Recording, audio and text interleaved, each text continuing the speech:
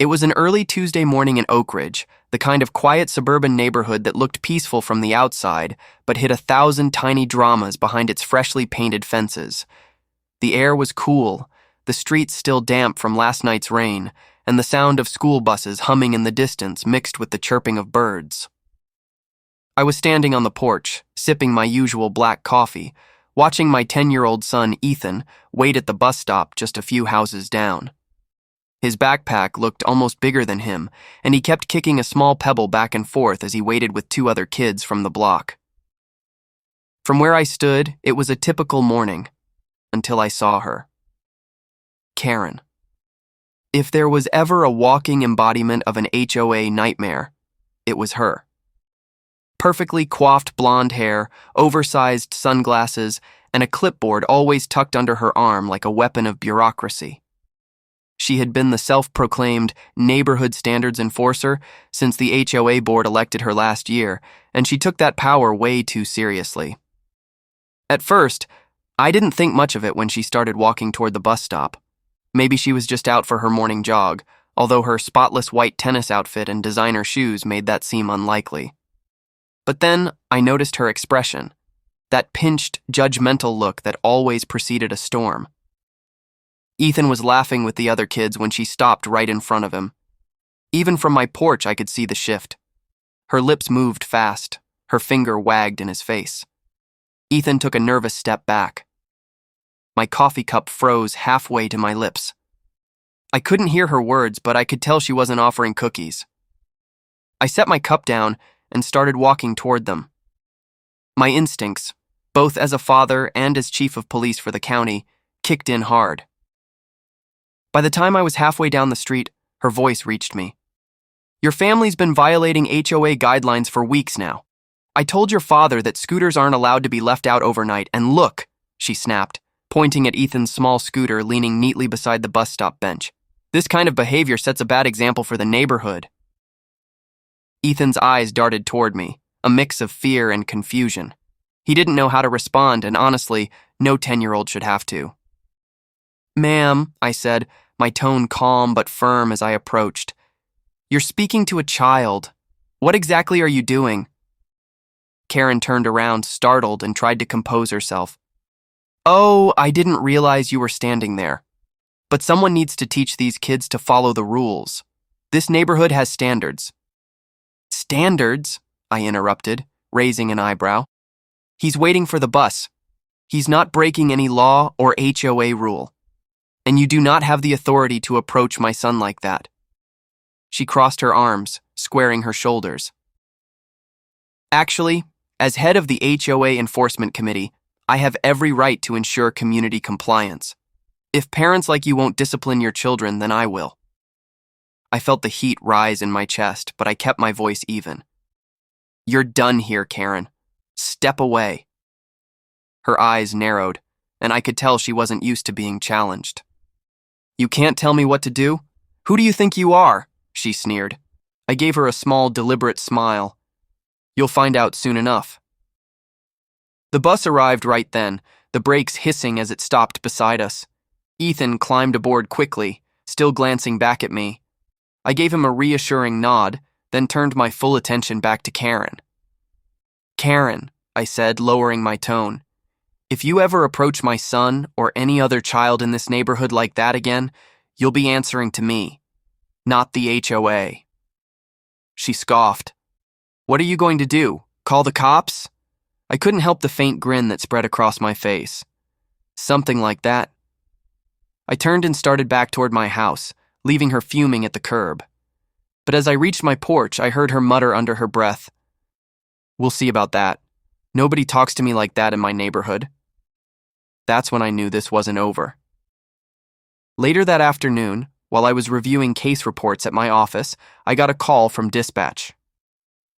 "Chief, we just got a complaint from an HOA board member in Oak Ridge.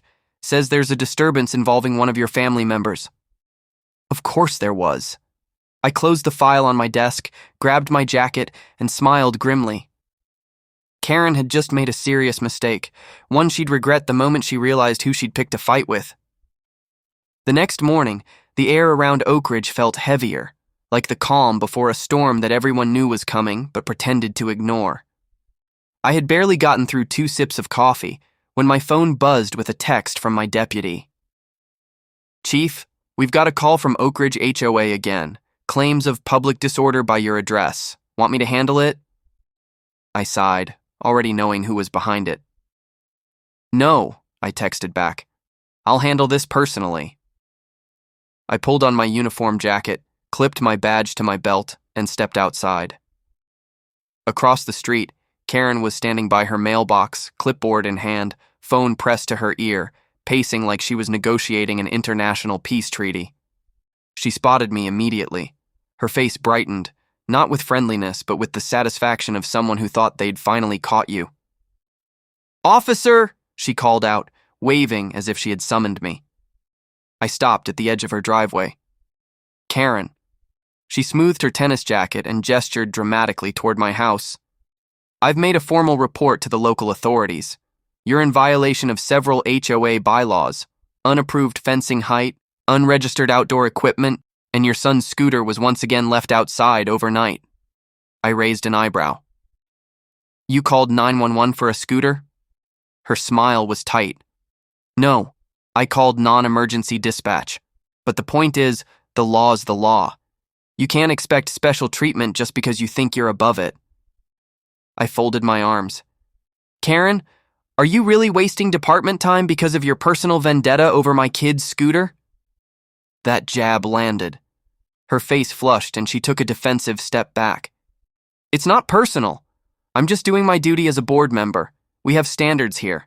If everyone did whatever they wanted, we'd still have more common sense than this," I finished for her.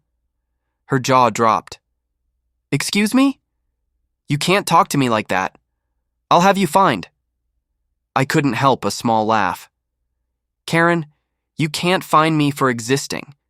And for the record, filing false reports with the police is a misdemeanor. You might want to check your bylaws before you make another call." She went quiet for a moment, the wheels in her head clearly turning. Then, with forced confidence, she lifted her phone and smirked. "You'll regret saying that. You'll see." And she walked back into her house, slamming the door behind her. By noon, I was sitting in my office at the precinct, half expecting what came next. Right on schedule, my assistant peeked through the door. "Chief, we've got someone here to file a complaint. Name's Karen... something." "Of course it is," I muttered. "Send her in."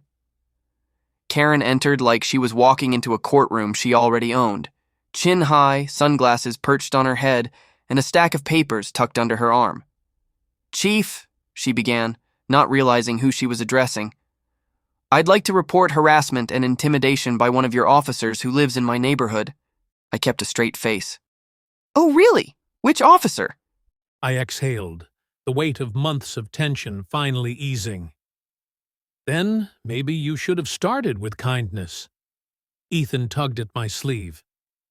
"Dad, is she going to jail?" I knelt beside him. "She's going to have to answer for what she did, buddy.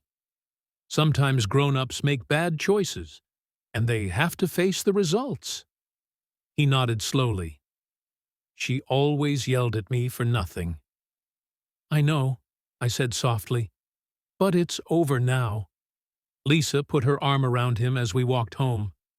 Behind us, Karen sat in the back of the cruiser, staring blankly ahead as neighbors whispered. The camera lights flashed, phones recording the moment the self-appointed enforcer of the neighborhood finally met real accountability. That evening, the HOA board released an official statement. Effective immediately, Karen Walker is removed from her position as HOA chair due to repeated misconduct, harassment, and interference with public safety. Within hours, the post went viral in the Oak Ridge Community Forum. Dozens of residents commented things like, "Finally," and "Peace at last." Later that night, Miller called to update me. "She's been booked and released. Community service. Fine pending. She's not taking it well." "I figured," I said, glancing out the window at the quiet street. But maybe this time, she'll learn something. Lisa walked up behind me, resting a hand on my shoulder. You handled it right. No anger, just justice. I didn't want revenge, I said quietly. I just wanted peace for Ethan. A week later, the neighborhood held a community barbecue. For the first time, laughter filled the cul-de-sac without Karen's disapproving glare hovering nearby. Kids rode scooters, parents chatted, and someone even played music from a speaker without fear of a complaint. As I watched Ethan running with his friends, I realized how fragile peace could be, and how easy it was for one person's obsession with control to poison a community. Lisa nudged me with a smile. Looks like Oak Ridge finally feels like home again. Yeah, I said, and hopefully it stays that way. At that moment, a car drove slowly by, the same silver SUV Karen had always used. It didn't stop, just rolled down the street quietly before disappearing around the corner. I sighed, half smiling. She's still watching, huh? Lisa chuckled softly. Let her watch. She can't touch us anymore. The sunset spilled gold across the lawns, laughter echoing through the neighborhood. For once, Oak Ridge was exactly what it was supposed to be, a place where families felt safe, kids played freely, and peace wasn't just a word on an HOA flyer. And as for Karen, she finally learned that when you try to control everyone else's life, eventually, life finds a way to control you back. I softened my tone slightly. Then maybe it's time to stop creating chaos. With that, I turned to the officers. It's fine, gentlemen. No charges. Let's just wrap this up.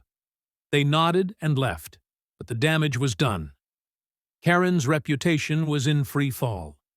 Neighbors whispered as she sank into her chair, clutching her clipboard like a shield. The HOA president finally stood.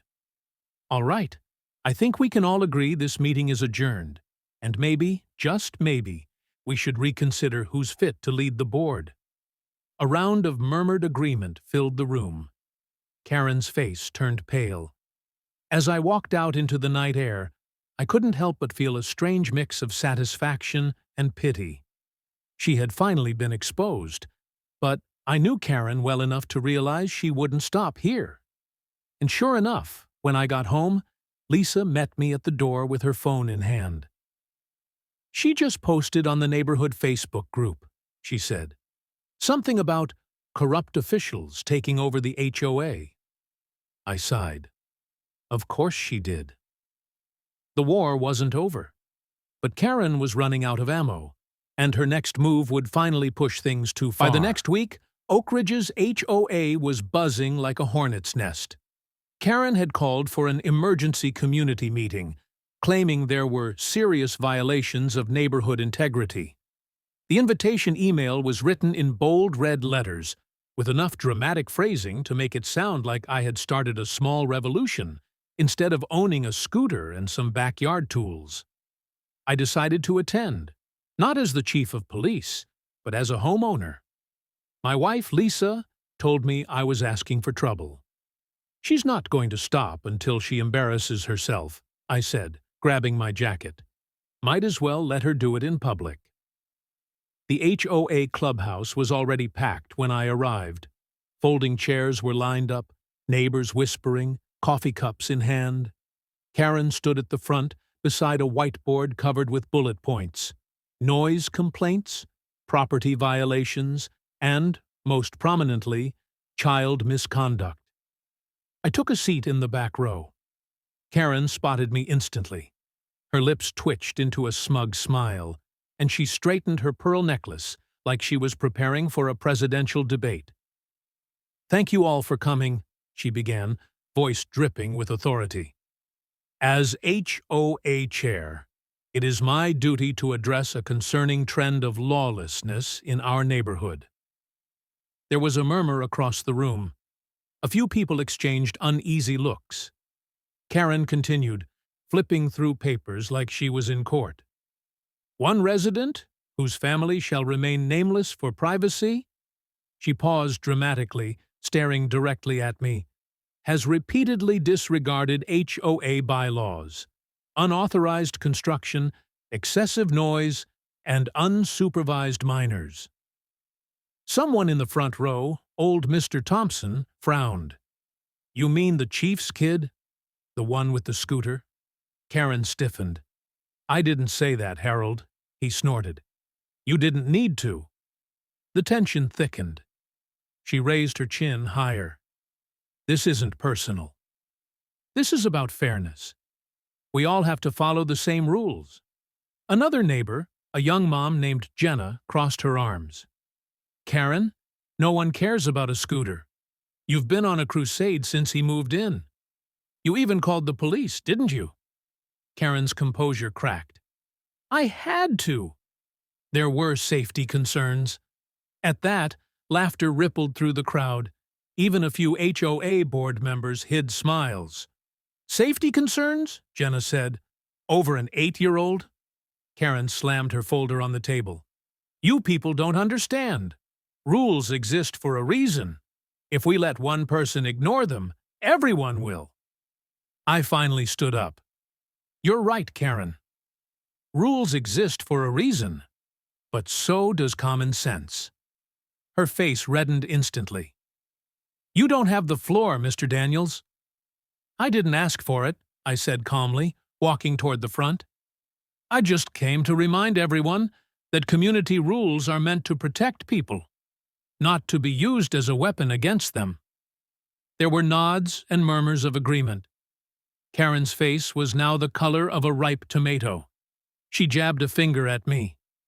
You think you can walk in here and undermine me because of your position? You're intimidating me. I exhaled slowly. Karen, I'm not here as Chief Daniels. I'm here as a father who's had enough of your harassment. The room went quiet. You could hear the ceiling fan hum. Then, as if on cue, Karen grabbed her phone and began dialing. That's it! You're threatening me again. I'm calling the police. A few people gasped.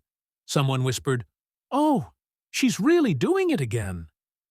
Karen turned her back dramatically, phone to her ear. Yes, this is Karen Walker from Oak Ridge HOA. I'm at a community meeting and being verbally attacked by a law enforcement officer? Yes, I need someone here immediately. She hung up triumphantly and faced the room like she'd just won. There. Let's see how the law handles you now.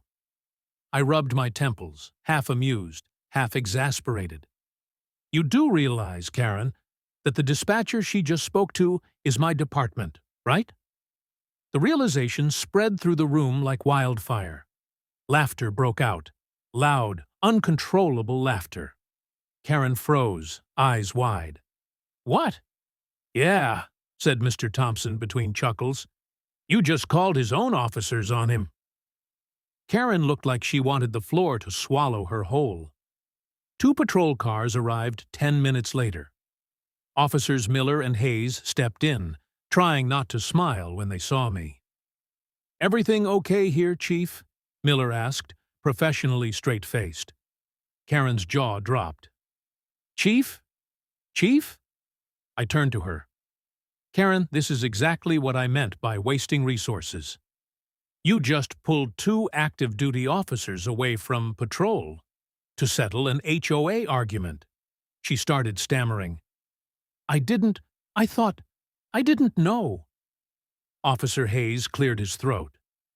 Ma'am, you're aware that making repeated non-emergency calls without cause can lead to fines, right?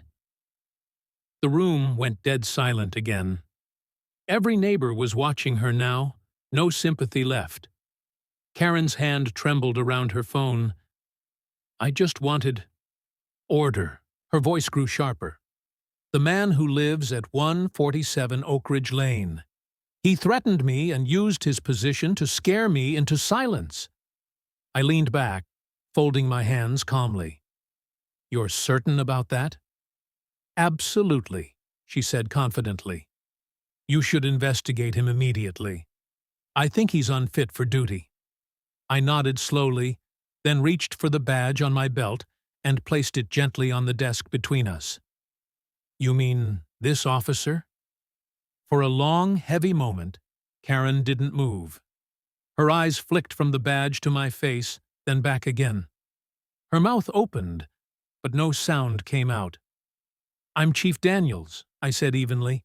The man you're accusing. Color drained from her face. You're the chief? Correct. I let the silence stretch for a beat before continuing. And since you've now filed a false harassment report against a county officer, we're entering dangerous legal territory. Her voice wobbled. I didn't know. I didn't mean. I just wanted the HOA rules enforced. I leaned forward slightly. Karen, what you did this morning and yesterday at the bus stop was harassment. You confronted a child and then tried to weaponize law enforcement over a scooter. You've wasted department resources and filed 2 frivolous complaints. That's not enforcement. That's abuse. Her composure cracked completely. I thought you were just another homeowner? I am, I replied, but I also serve this county. And in this county, we protect children from people who think they can bully them. Karen sank into the chair across from me, visibly shaken. I slid her papers back toward her. Here's what's going to happen. You're going to drop all this nonsense, stay away from my son, and maybe start focusing on actual HOA responsibilities, like fixing the streetlights your board has ignored for 6 months. Understood? She nodded weakly, mumbling, Yes, Chief. Good, I said, standing up. And next time you feel like calling the police over something petty, remember, sometimes the person you're reporting is the police. Karen stumbled out of the office, clutching her clipboard like it was a life raft. I exhaled slowly once the door closed. I didn't enjoy humiliating people, but Karen needed a wake-up call. And judging by how red her face was when she left, she finally got it. Or so I thought. Because by evening, a new HOA-wide email went out. Written, of course, by her. Greater than urgent residents, please be aware of ongoing law enforcement bias within Oak Ridge. Further HOA actions are being taken. I stared at the message on my phone and shook my head.